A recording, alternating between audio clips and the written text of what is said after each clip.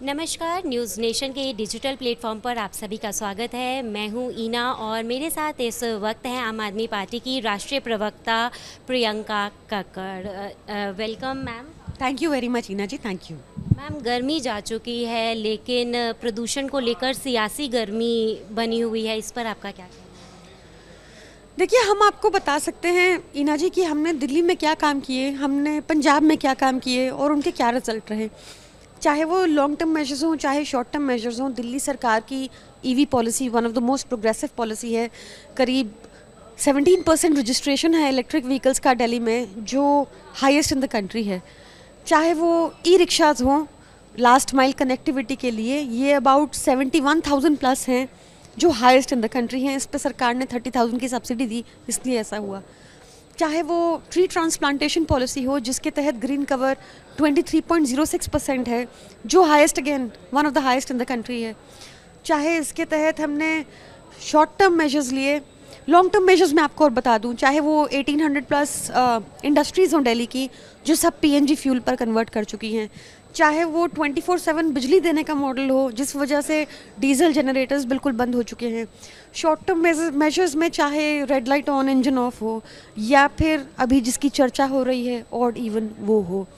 इन सब चीज़ों का नतीजा ये निकला है, और ये एग्जॉस्टिव लिस्ट नहीं है, इसका नतीजा ये निकला है कि करीब 31% रिडक्शन हुआ है पोल्यूशन में दिल्ली में, जो इकोनॉमिक सर्वे ने भी इस बार स्वीकारा। केंद्र सरकार का आंकड़ा 2022-2023 में उसमें भी स्वीकारा गया।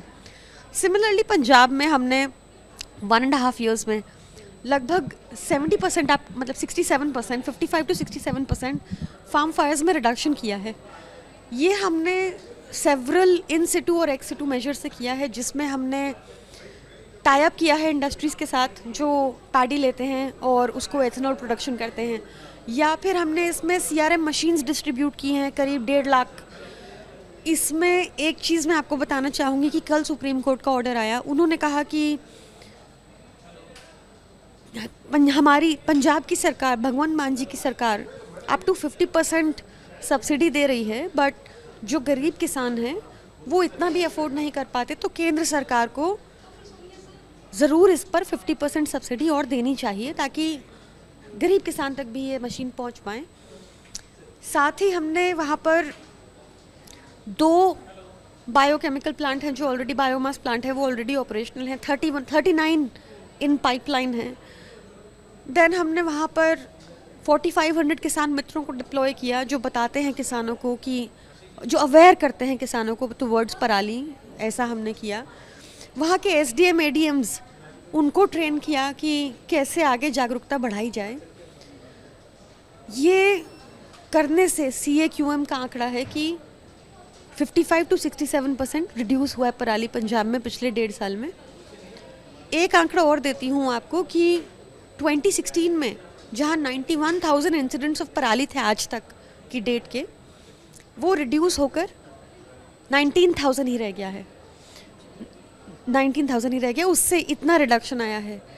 निश्चित तौर पर हम अरविंद केजरीवाल जी की सरकार प्रतिबद्ध है युद्ध प्रदूषण के विरुद्ध के, और आप देखेंगे अरविंद केजरीवाल जी इकलौते नेता हैं जो इस पर काम कर रहे हैं लगातार।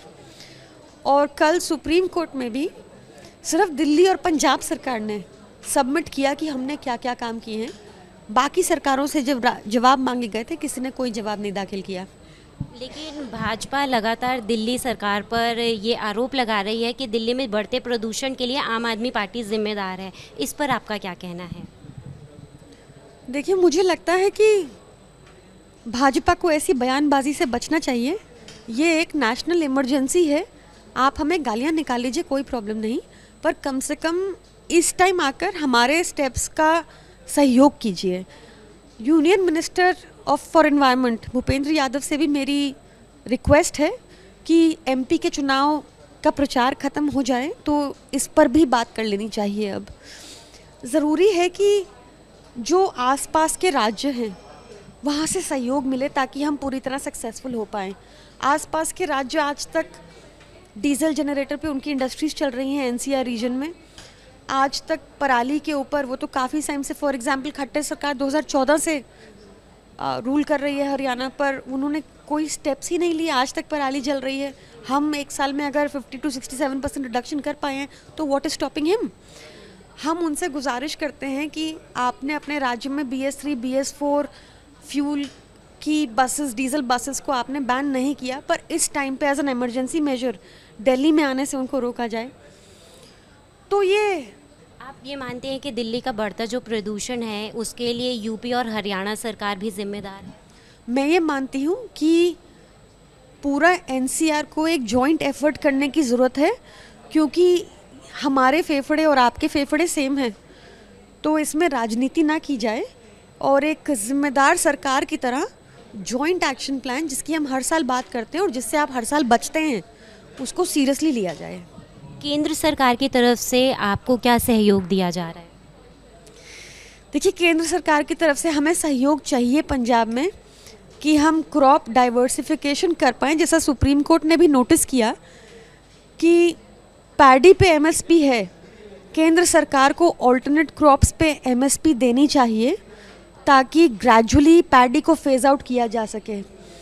केंद्र सरकार को मशीन्स पर 50% सब्सिडी देनी चाहिए, जो हम लगातार मांग कर रहे हैं, और जो सुप्रीम कोर्ट ने भी कल अपने आदेश में कहा कि there is no reason why the central government can not give this subsidy. तो ज़रूरी है कि केंद्र सरकार भी प्लीज़ इस पर जल्दी जागे। मैम, सोशल मीडिया पर पॉल्यूशन को लेकर बहुत सारे वीडियोज़ हैं जो वायरल हो रहे हैं और ऐसा दावा किया जा रहा है कि वो दिल्ली के हैं, तो उनमें कितनी सच्चाई है, उस बारे में आप क्या? देखिए, सोशल मीडिया पर जो वीडियोस वायरल हो रहे हैं उनमें से दिल्ली को लेकर हो, पंजाब को लेकर हो, उत्तर प्रदेश को लेकर हो, राजस्थान को लेकर हो, हरियाणा को लेकर हो, उन सब में सच्चाई है और सब पे काम करने की ज़रूरत है। मैम, न्यूज़ नेशन को समय देने के लिए बहुत बहुत शुक्रिया। प्रदूषण को लेकर आम आदमी पार्टी लगातार प्रयास कर रही है। अब देखते हैं आने वाले समय में दिल्ली का प्रदूषण कब तक कम होता है। Thank you.